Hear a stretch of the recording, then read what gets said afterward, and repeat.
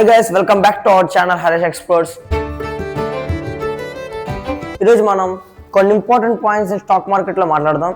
And యాక్చువల్గా ఈ వీడియోలో long term versus short term investment ఏది ఎప్పుడు చేస్తే బెటర్ అని చెప్పి డిస్కస్ చేయాలి. కానీ ఈ ఇంపార్టెంట్ పాయింట్స్ డిస్కస్ చేశాక మీకు క్లారిటీ వచ్చింది అనమాట. అసలు బిఎస్సి అంటే ఏంటి, ఎన్ఎస్సి అంటే ఏంటి. ఇక్కడ ఈ బిఎస్సి అంటే Bombay stock exchange and NSE అంటే నేషనల్ స్టాక్ ఎక్స్చేంజ్. ఈ రెండు ఏంటంటే స్టాక్ ఎక్స్చేంజెస్ అనమాట.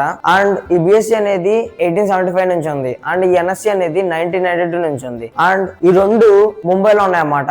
అండ్ ఈ రెండు ఏం చేస్తాయి అంటే, ఈ రెండు బేసిక్ గా స్టాక్ ఎక్స్చేంజ్ అని చెప్పి మాట్లాడాం కదా. ఈ రెండు ఏం చేస్తాయి అంటే, ఫర్ ఎగ్జాంపుల్ నువ్వు రిలయన్స్ ఇండస్ట్రీస్ లో ఒక స్టాక్ అనేది కొన్నావు, అంటే రిలయన్స్ స్టాక్ అనేది కొన్నావు, షేర్లు కొన్నావు, ఎంతో కొంత 10 షేర్లు కొన్నావు అనుకో. అప్పుడు నువ్వు బయింగ్ చేసావు కదా, ఆ తర్వాత నీకు ఒక 1 year 2 years అయిన తర్వాత సెల్లింగ్ అని చేసావు, అంటే ప్రాఫిట్లు వస్తున్నాయని చెప్పి తెలిసి సెల్లింగ్ అని చేసావు, మంచిగా వచ్చాయని చెప్పి. సో ఇక్కడ బయింగ్ నువ్వు చేసినప్పుడు అవతలోడు ఎవడో కూడా సెల్ చేయాలన్నమాట.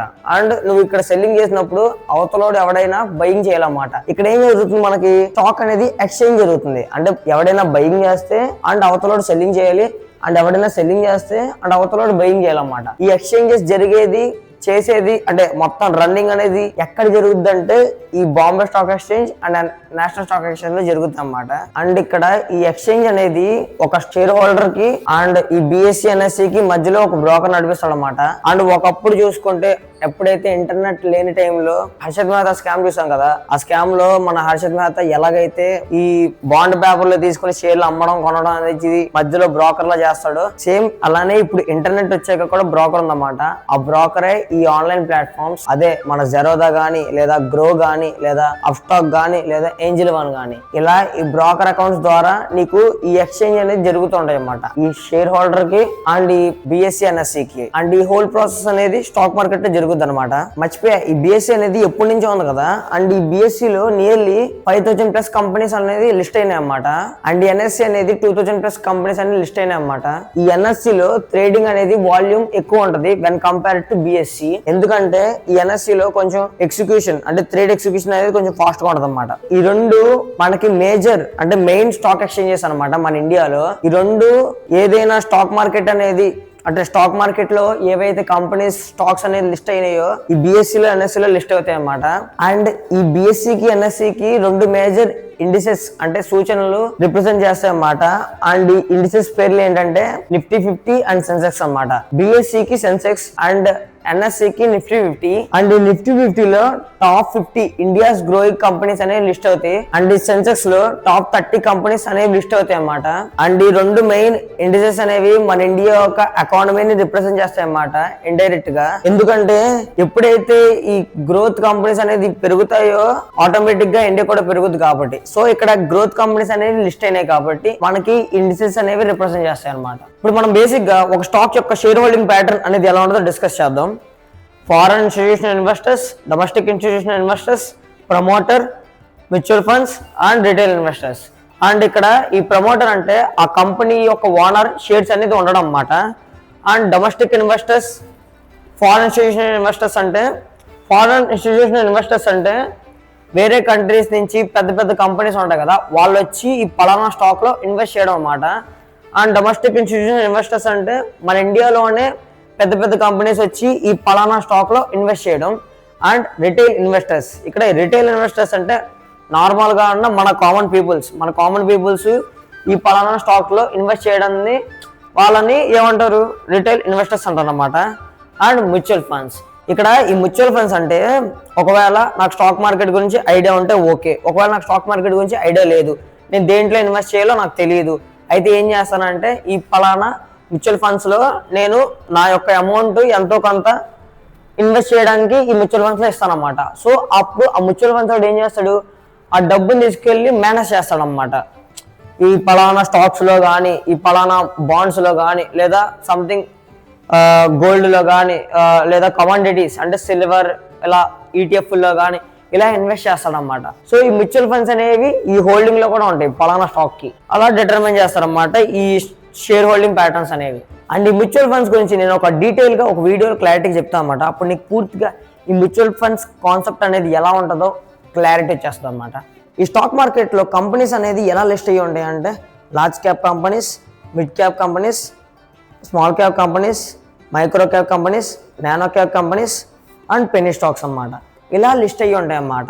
అండ్ ఇక్కడ ఈ లార్జ్ క్యాప్ కంపెనీస్ అంటే దాని యొక్క మార్కెట్ క్యాప్ అనేది ఎంత ఉంటుందంటే 50,000 crores కన్నా ఎక్కువ ఉంటే వాటిల్ని లార్జ్ క్యాప్ కంపెనీస్గా చెప్తారు. అండ్ ఈ ర్యాంకింగ్ అనేది టాప్ 100 అన్నమాట. టాప్ 1 to 100 కంపెనీస్ అనేవి ఉంటాయన్నమాట. వీటిని లార్జ్ క్యాప్ కంపెనీస్గా అంటారు. అండ్ మిడ్ క్యాప్ అంటే 100 to 250 ర్యాంక్ ఉంటుంది. అండ్ దీని యొక్క మార్కెట్ క్యాప్ అనేది 10,000 crores నుంచి 50,000 crores మధ్యలో ఉంటుంది అన్నమాట. వీటిల్ని మిడ్ క్యాప్ కంపెనీస్గా అంటారు. అండ్ స్మాల్ క్యాప్ అంటే దాని యొక్క ర్యాంక్ అనేది 250 కన్నా ఎక్కువ ఉంటే వాటిల్ని స్మాల్ క్యాప్ అంటారు. అండ్ దాని యొక్క మార్కెట్ క్యాప్ అనేది 1000 నుంచి 10,000 crores మధ్యలో ఉంటుంది అన్నమాట. అండ్ ఇంకా తక్కువగా ఉండేవి కూడా ఉన్నాయి. అయ్యే మైక్రో క్యాప్. వీటి యొక్క మార్కెట్ క్యాప్ అనేది లెస్ దాన్ 1000 crores ఉంటాయి అండ్ మోర్ దాన్ 250 crores ఉంటాయి. అండ్ నానో క్యాప్ అనేవి less than 250 crores market cap అనేది ఉంటుంది అన్నమాట. అండ్ పెన్నీ స్టాక్ అనమాట. ఇక్కడ ఈ పెన్నీ స్టాక్ అంటే ఏంటంటే దాని యొక్క షేర్ ప్రైస్ అనేది 0 to 10 rupees మధ్యలో ఉంటుంది అన్నమాట. దీనికి మార్కెట్ క్యాప్ అనేది తక్కువ ఉంటుంది, బట్ ఎంత అని చెప్పి క్లారిటీగా ఎక్కడ ఉండదు. బట్ ఈ యొక్క షేర్ ప్రైస్ అనేది లెస్ దాన్ 10 rupees ఉంటే వాటిల్ని పెన్నీ స్టాక్స్గా అంటారు. మ్యాక్సిమం ఎప్పుడైనా ఈ బిజినెస్ ఈ పెన్నీ స్టాక్స్కి వెళ్ళకుండా ఉంటే బెటర్ అన్నమాట. కొంచెం రిస్క్ ఎక్కువ ఉంటాయి బాగా ఈ పెన్నీ స్టాక్స్కి. సో ఈ డేటా బట్టి మనం large cap, mid cap, small cap ఇంకెలా మనం సెట్ అయ్యే దాంట్లో మనం ఇన్వెస్టింగ్ అనేది చేసుకోవచ్చు. అండ్ ఈ లార్జ్ క్యాప్, మీడియం క్యాప్ అంటే ఈ లార్జ్ క్యాప్, మిడ్ క్యాప్లో ఒక బిగినర్ అనేవాడు ఇన్వెస్టింగ్ స్టార్టింగ్లో చేస్తే బెటర్. ఎందుకంటే వీటిలో రిస్క్ అనేది చాలా తక్కువ ఉంటాయి అండ్ రిటర్న్స్ కూడా తక్కువ వస్తాయి అన్నమాట.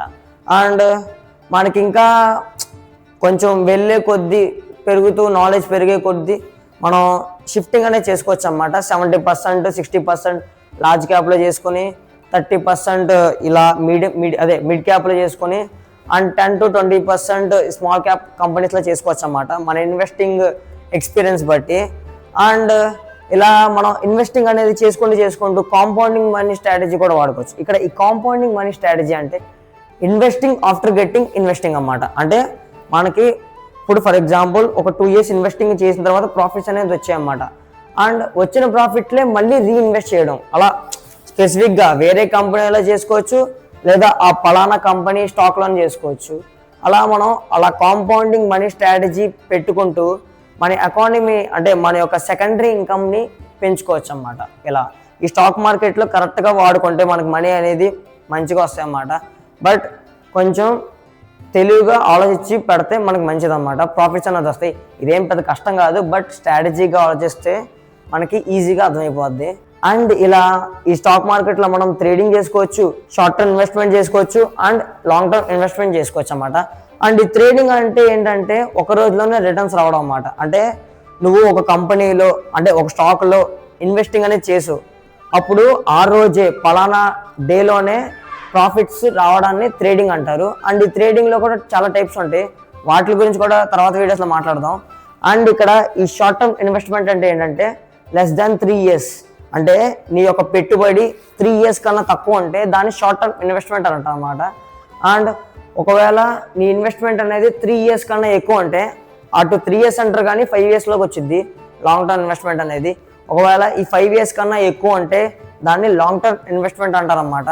సో ఈ లాంగ్ టర్మ్ ఇన్వెస్ట్మెంట్ అనేది కొంచెం స్ట్రాటజీగా వాడుకుంటే పక్కాగా సేఫ్ అనేది రిటర్న్స్ వస్తాయి అన్నమాట. ఏ కంపెనీలో పెట్టినా వస్తాయి. కానీ ఎప్పుడైనా కానీ ఇన్వెస్ట్మెంట్ అనేది మనం దేంట్లో చేసినా ఆ కంపెనీ మోడల్ తెలుసుకోవాలన్నమాట. ఆ కంపెనీ మోడల్ అంటే ఆ కంపెనీ యొక్క ఫ్యూచర్ ప్లాన్స్ అండ్ ఆ కంపెనీ యొక్క టెక్నిక్స్ అండ్ ఆ కంపెనీ యొక్క స్ట్రాటజీస్ అండ్ ఆ కంపెనీ యొక్క డీటెయిల్స్ మొత్తం తెలుసుకొని ఆ కంపెనీలో మనం ఇన్వెస్ట్ చేయాలన్నమాట. అండ్ ఈ షార్ట్ టర్మ్ ఇన్వెస్ట్మెంట్ గురించి అండ్ ఈ లాంగ్ టర్మ్ ఇన్వెస్ట్మెంట్ గురించి దేంట్లో చేస్తే బెటరో నెక్స్ట్ వీడియోలో మాట్లాడదాం. So thank you for watching guys. మన పేజ్ని సబ్స్క్రైబ్ చేసేయండి and see in the next video. Bye.